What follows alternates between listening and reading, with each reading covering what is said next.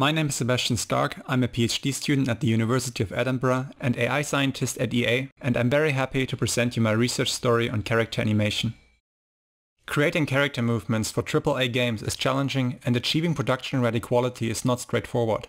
Managing time and resources to create high-quality animations and finally also being able to ship all the content with the game is often a compromise, leaving us with a state-of-the-art in character animation that unfortunately has not progressed as fast.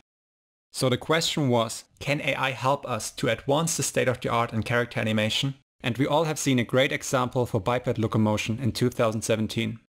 Continuing that path, we looked into animating quadrupeds, and in 2018 we showed how a mixture of experts framework can be used to learn the more complex and multimodal nature of quadruped locomotion. By training from unstructured motion capture data, we got a smooth, responsive and high-quality motion controller where the key idea was to learn a dynamic interpolation of weights inside the network, in this case using the foot velocities of the character. After that, we found that when using faces as input to the same architecture, the system would then learn a separate face function for each motion skill, and with that we were able to move beyond locomotion for humans. We additionally included information about the environment and object geometry, and in 2019 we were able to learn a number of complex character scene interactions such as sitting on chairs, avoiding obstacles, opening doors, carrying objects, to adjust the pose to different shape and size, and also responding well to unseen scenarios.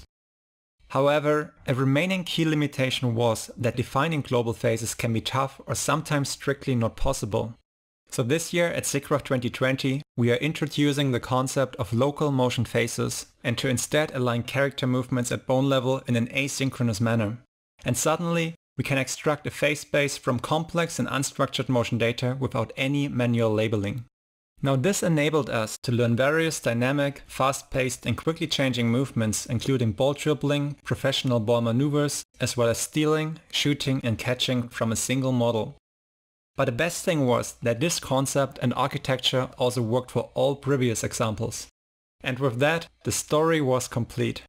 Because now we were able to learn a large variety of significantly different and complex animations in high quality under a unified framework. Coming back, now why is this research a game changer for industry? Usually a lot of data cleanup and careful storage is required to play back the animations. But with AI we can directly learn the motion from the data to generate the animations on the fly. That avoids a lot of tedious work, achieves a significant data compression and returns realistic character controllers ready to use. And finally, also in animation it is all about flattening the curves to stay within budget while bringing more content into the games.